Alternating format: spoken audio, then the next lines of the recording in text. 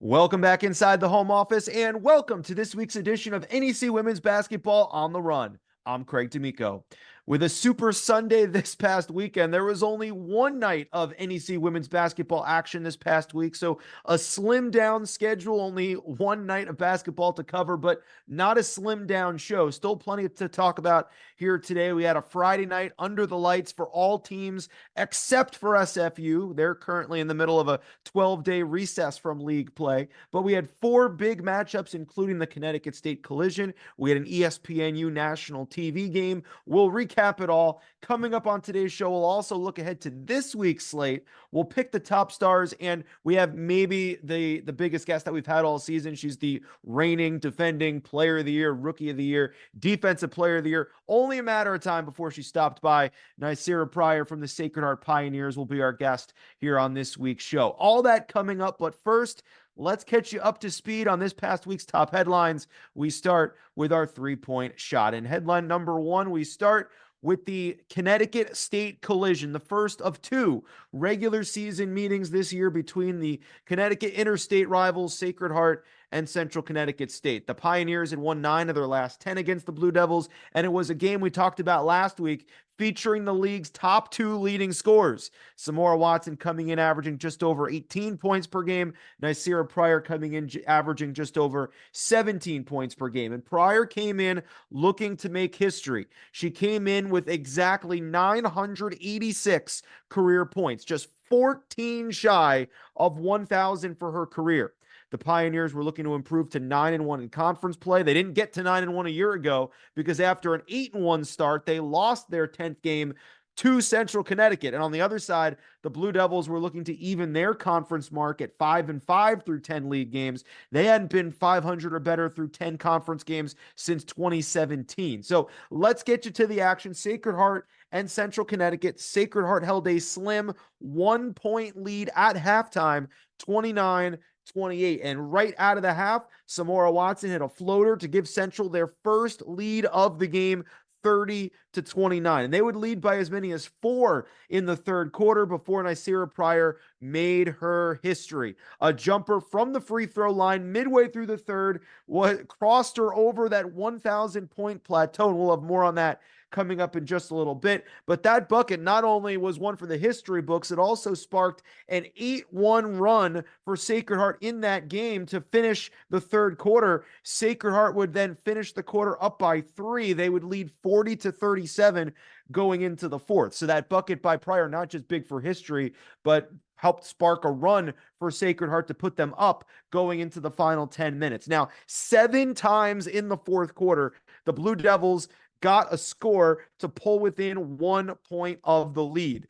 And all 7 times, they just couldn't get the ensuing stop and score to put them back in front. Sacred Heart, they would be able to hold the lead. They would go on to win their 6th straight, and they would be the very first to reserve a seat at the 2024 NEC playoff table. They defeat Central Connecticut 58-53 to go to 9-1 in league play and clinch a spot in the NEC tournament. Sacred Heart, they were picked as the preseason favorite, and they have very much looked like the preseason favorite. The thing is, and we'll talk about this with Ny'Ceara Pryor coming up later on in the show, they can't win the title now. It's only mid-February. So as great as they looked, they can't look ahead. They have to stay in the present. We've talked with Coach Minetti about that earlier in the year at Media Day and prior to our TV game when we had them against Merrimack at the beginning of conference play. She said she's talked with the team about it in preseason. She's been preparing her players for this journey where they know they're going to be the favorites and they're going to have the bullseye on their back. They're going to get everyone's best game every single night. But they're a team that is very cognizant of staying in the moment, not looking down the road. Keep improving yourselves possession by possession. And they've very much done that. And this is a big example of it here in this game. Now, we talked about Ny'Ceara Pryor and the history. She became the fastest in Sacred Heart history and the 3rd fastest in league history to reach 1,000 career points. She did in her 57th career game. She also recorded her 9th double-double with 27 points, 13 rebounds on her history-making night. And by the way, 11 of those 27 points came in the fourth quarter. We talked about how 7 times Central got to within a point, and all 7 times Sacred Heart was able to get a bucket to keep the lead. Well, a lot of those buckets were because of Ny'Ceara Pryor. 11 of her 27 in the fourth quarter to help Sacred Heart never give up their advantage. Now, credit to Central. They didn't make it easy for Sacred Heart by any means. They held the Pioneers to just 58 points. Great defensive effort. The second fewest points scored against a conference opponent this year for Sacred Heart. Now, the Pios have won their previous 5 games before taking on the Blue Devils by an average of about 20 points margin of victory. So Central, I mean, it's tough to say they should feel good about a loss, but Central played tough. And again, they will see Sacred Heart coming up again in New Britain a week from Saturday. So we'll see what happens the second time around. Samora Watson led the way for the Blue Devils with 16 points. Now for headline number 2, we go to the Bogota Savings Bank Center on the banks of the Hackensack to check in with the NEC's second hottest team right now, believe it or not. It's Coach Gately's FDU Knights. We saw them in their Pryor matchup 8 days earlier, claiming their first road win on ESPN Plus against LIU. And now here they were back at home for a second straight national TV game on ESPNU against the Wagner Seahawks. And for the second straight game, Abby Conklin, former guest of the program, one of FDU's leading scorers, got off to a slow start shooting the basketball. Uncharacteristic back-to-back games for Abby Conklin having this much of a struggle from the floor. But for the second straight game, with Conklin going through her struggles, fellow senior guard Abigail Babori picked up the slack. She had a career high 18 points on 6 for 13 shooting. She was 3 for 9 from behind the arc, and 11 of Babori's points were in the first half, helping FDU lead by 10 at the break. The Knights would go on to win 62-53. Lily Park, Wilma Sorensen. Park, good shooter, a lot of great size. Coach Gately really likes her upside going forward. Got off to a slow start shooting just like she did against LIU, but she ended up in double figure scoring. And Wilma Sorensen, talking with Coach Gately a couple of weeks ago, she's really impressed and excited for the future potential for Sorensen on the team.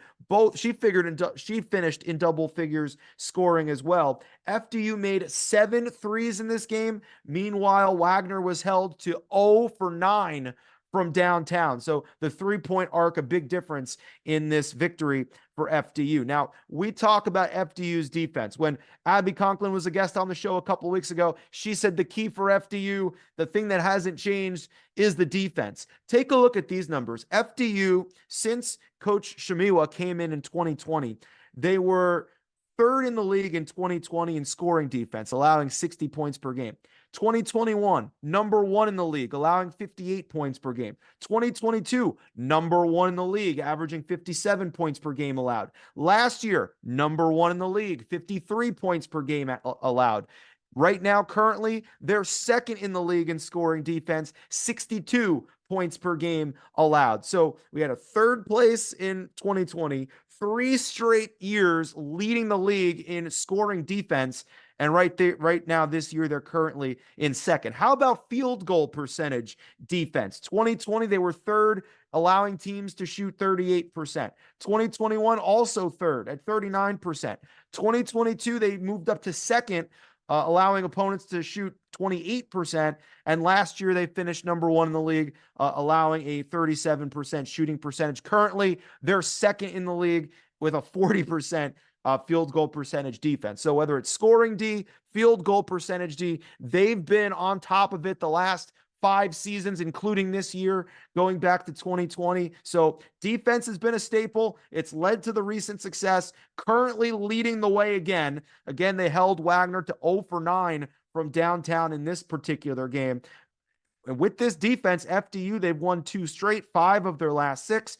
We mentioned they just got the win on ESPN Plus a while back against LIU. Now they're going to be taking on LIU again, this time at home, before heading out to Loretto to face off with St. Francis. Both those games coming up this weekend. So let's go to our final story here in our headlines. Let's see how things stand as we get to the final third of the regular season, if you will. Sacred Heart is at the moment in sole possession of first place at 9-1, the lone team at the moment to have officially punched their ticket into the NEC tournament for the 24th time in 25 seasons in the Northeast Conference. Sacred Heart is going to the tournament. They've been in it every year except for the pandemic shortened tournament back in 2021.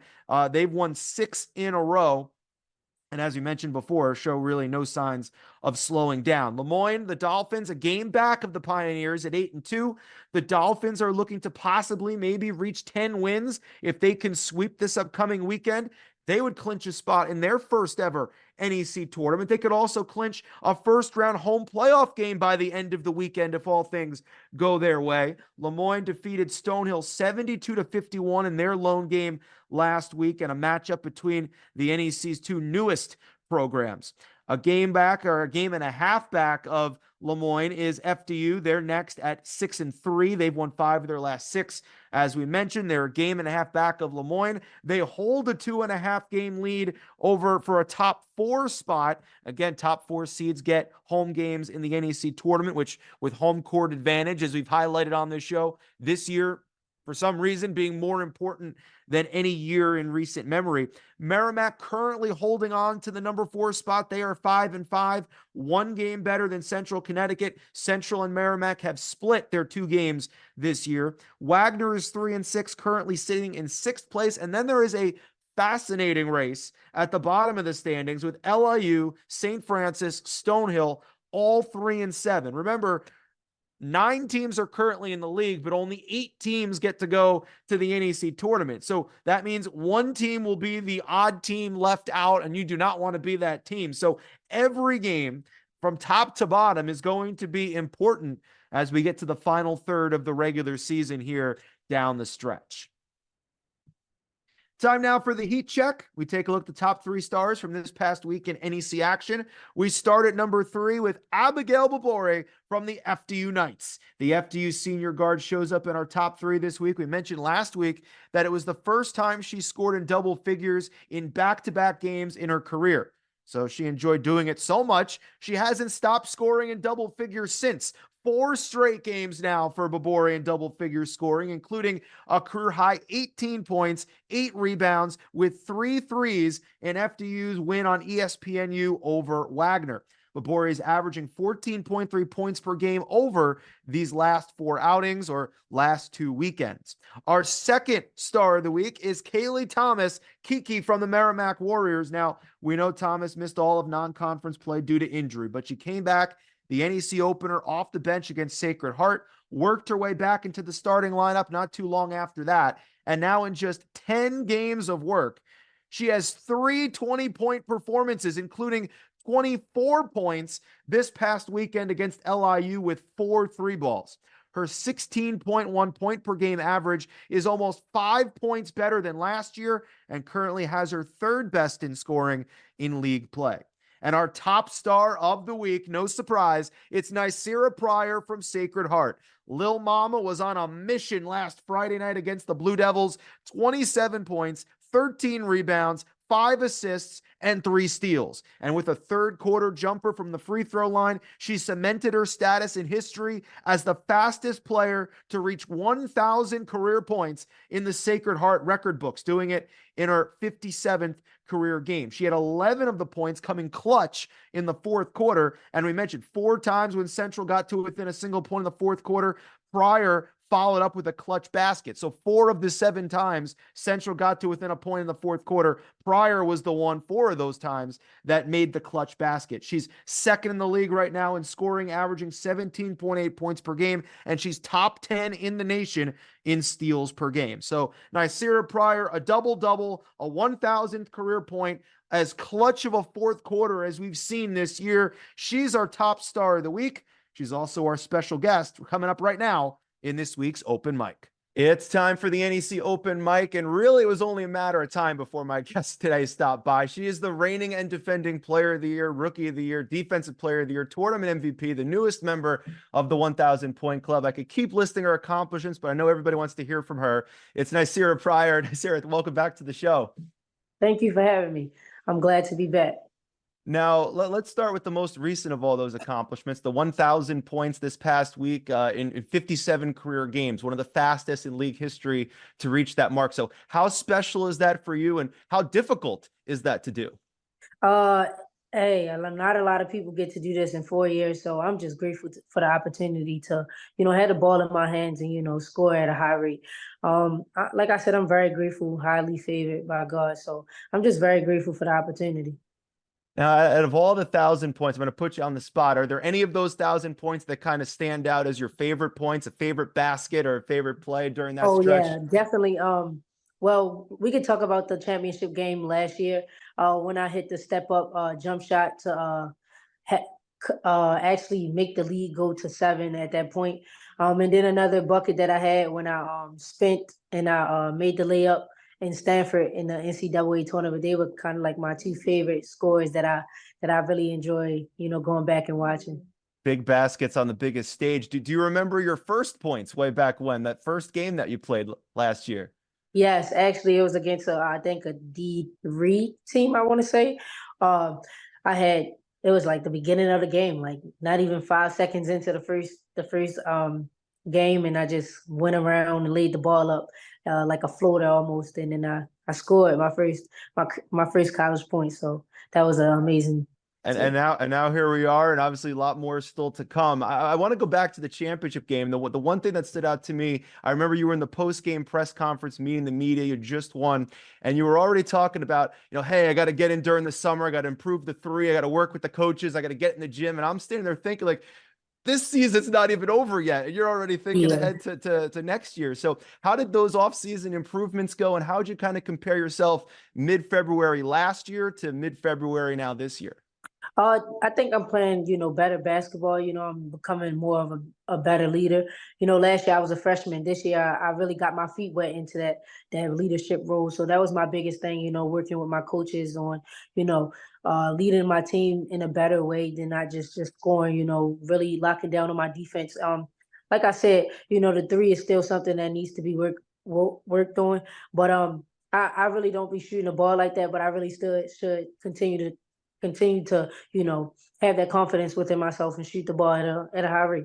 Just give defenses something else to think about, right? Yeah, for sure. Yeah. Now, I know they don't hand out the trophies in February. They don't put up banners here in February, but the team right now is in a great place. Picked as the favorites, and here you are, first place. A lot of depth, a lot of positives, pointing to Sacred Heart maybe becoming the 8th repeat champion in NEC women's basketball history, but that can't happen right now. So, what are the challenges that the team's currently kind of focusing on to not look at that big picture at the end of the road and kind of go possession by possession and still improve here in the moment? Yeah, our biggest thing is, to stay focused, foot on the gas. Everybody's gonna give us their best game. Everybody we have that target on our back. Last year we was the ones that were hunting other people, and now we are the ones that are being hunted. So we just want to continue to have that foot on the gas, not overlook any of the teams that are in the NEC that we still have to play. And continue to do the things that make us great. Now, switching gears, I kind of want to get into talk about education with you because I'm an educator. I know you've talked about getting into education. Your mom is a teacher. So where did that interest of kind of getting into education and the importance of working with kids and the excitement for that, where did that kind of come from? So at first I wanted to be a doctor. I always told my dad I wanted to be a doctor, but as I got older, I started to see that education is very important for the future of our society, and I just want to make a difference in someone's life. Like my mom, she's a teacher, but and she's in the Baltimore City system, and not a lot of people make a difference in that community. But I want to be one of those who make the difference in the community and be that person for someone else. Now, I saw over the summer on Sacred Heart social media, did a great summer backpack giveaway in your community. It looked like, a great reception, a great turnout there. So what did that kind of mean? What was that day like to kind of be able to give back to your community like that? Yeah, it was a lot of emotions, you know. I was very proud of myself, and I know my community was proud of me as well. I always wanted to, give back to my community the same way someone gave back to me. And like I said, I want to do that for years to come. You know, that's not just one thing. But I just feel like that was very important for my community, and I actually live in that area, so it was just an amazing experience to do. We had over 400 and something book bags given away, free Wow. food, moon bounces, and I had an amazing time though. It was a great turnout. I know the kids had probably had a lot of fun, but I'm sure you had a lot of fun doing it as Yeah, well. So it kind of worked out both ways.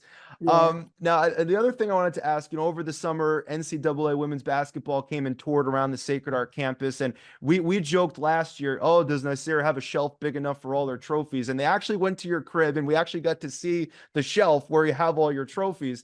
But the question I have is it big enough for any more trophies? Like if you get trophies this year, will you Uh-huh. need to get a bigger shelf?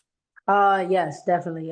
And these are only just a little bit of my trophies that I have gotten over the years of playing basketball, but I need a bigger case. The more I keep grinding and keep, my foot on the gas, the more the accomplishments will come. So I gotta plan for a bigger shelf eventually. Now, again, keeping things in the moment. The team is off on Thursday, but hosting Wagner for senior day coming up on Saturday afternoon. So, what might be some keys for that next game coming up against the Seahawks? Like I said, Wagner is a very aggressive team. They're a very good team. So, like we said, we don't want to overlook anyone. We want to, stop them in transition. That's really one of their best games is in transition, and play our game. We don't, like we said, we don't want to overlook nobody. So we're gonna have that foot on the gas and play our game. Go to our strengths. Looking forward to it. And we're going to finish here with the final five questions, some quick hitters. Nice. So, just give us the first thing that comes to mind. All right. Okay, got you. All right. Favorite snack, junk food. I love cookies, or like a tasty cake. Okay. That's my favorite. Yeah. Best dance moves on the team besides yourself. Ooh, I would have to go with Big Sierra. Yeah. Okay. Okay. Now we saw in that crib tour that you had a great sneaker collection. So what's your favorite shoe that you have? Oh, I just got these new Jordans. I got the Jordan 4s, the Ooh, midnight ones. So that's one of my favorites that I like to wear. okay, new edition. What would you rather have? Because Valentine's Day is coming out right after this. This will come out on social media. So what would you rather have? 100 roses or 100 chocolates? 100 roses. I like Ooh, roses. I'm not really a chocolate fan, so 100 roses is something I would like. Yeah. okay. And last, finish this sentence. Sacred Heart repeats as champion this year if If we play our best basketball. certainly doing that right now. We'll see if that can keep things going. Be sure to check out Ny'Ceara and the Pioneers Saturday, February 17th, 2 p.m. against Wagner on NEC Front Row. Ny'Ceara, thanks so much for taking time to join us today. Thank you for having me. Be sure to check out the full episode of NEC Women's Basketball on the Run, available now wherever you get your podcasts. Always great to talk with Lil Mama, Ny'Ceara Pryor, our special guest on this week's show. And we mentioned the history. She's currently one of 4 active members in the Northeast Conference right now who are in the 1,000-point club. Ashley Austin, Jamie DeCesare, her teammate, Sajada Bonner, and then, of course, Ny'Ceara Pryor just joining the list this past week. Belle Lamfer, she's only 16 points away from joining that club. So there could be a new member learning the handshake and, the special, all the special privileges that you get for the 1,000-point club, all that. She's 16 points away. So we could get a new member as soon as this upcoming weekend. But back to Ny'Ceara Pryor for this week's Stat Chat. On Friday night, she became the fastest player in Sacred Heart history, 3rd fastest in league history to get to the 1,000-point milestone. She did it in her 57th game. St. Francis's Jess Kovac scored her 1,000th point 10 games earlier in her 47th career game. Wagner's Jasmine Nawaje got it in her 50th career game. So Kovac in 4 years and Nawaje in 3 years, both of them would go on to be 2 of the top scorers all time in league history. Kovac and Nawaje, the only 2 to hit 1,000 points faster than the newest member of the 1,000-point club, at least as of this recording, Ny'Ceara Pryor. That's the subject of this week's Stat Chat. So here we go. Most teams are down to their final 6 games of the season. It's mid-February basketball. Every game, the stakes are as high as we make the push towards the madness of March. 3.5 weeks left in the regular season. So let's take a look at what's coming up this weekend on tap. We start on Thursday, St. Francis back in action, ending that 12-day sabbatical since they last took the court. They will be taking on Wagner. The Red Flash back in action for the first time since February the 3rd, a 61-56 home win over the LIU Sharks. They're taking on a Wagner team who they defeated back in the conference opener at the beginning of January by 10, 64-54. Destiny Ward led the way with 19 points in that game for the Flash. The St. Francis win ended a 6-game skid against the Seahawks. It was their first win over Wagner since March of 2019. Now they're looking to sweep the Seahawks this year. Wagner, though, 3-2 at home this year, 0-4 on the road. So we'll see if the Seahawks can use the home court of the Spiro Center to their advantage on Thursday night.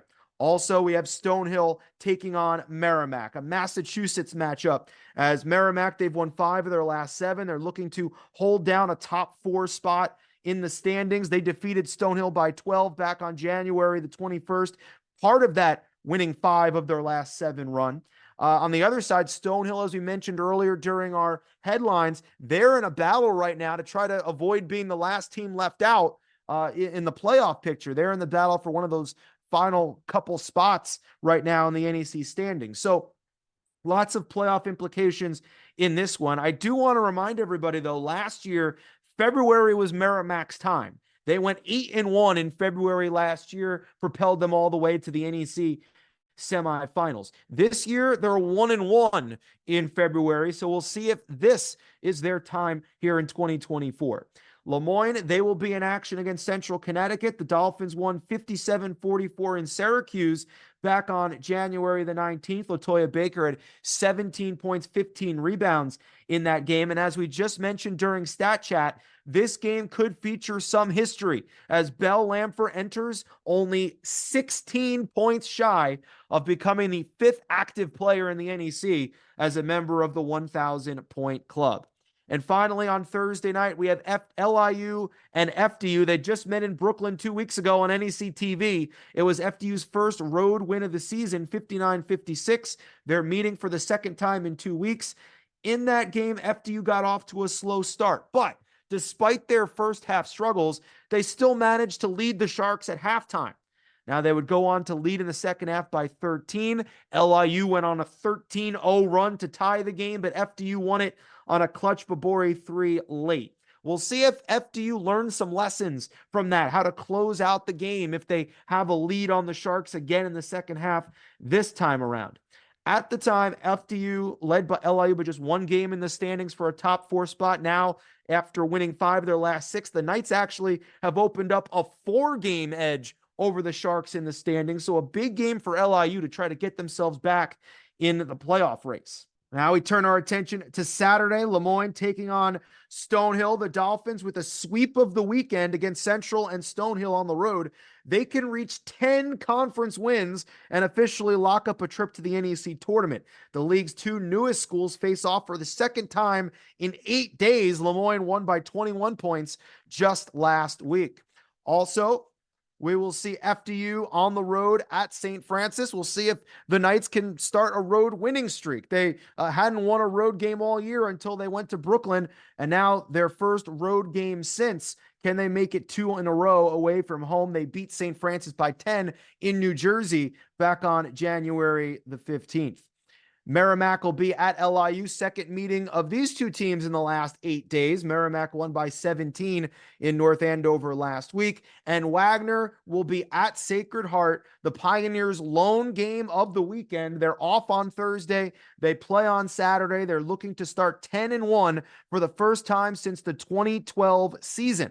Sacred Heart has won their last 6 games by an average margin of victory of 17 points, a dominant stretch that all started with an 83-63 20-point win over Wagner back on January 21st. Sacred Heart has won their last 4 meetings against the Seahawks, and it'll be a celebratory occasion. They will be celebrating Senior Day at the Pitt Center on Saturday, honoring their senior class. It's their final Saturday home game of the regular season. So Sacred Heart will be celebrating their Senior Day with their lone matchup of the weekend against the Wagner Seahawks. Now, that'll do it for this week's show. Enjoy the games this weekend, everybody, and we'll see you right back here next week to make sense of it all, or at least try to. I'm Craig D'Amico, and this has been NEC Women's Basketball on the Run.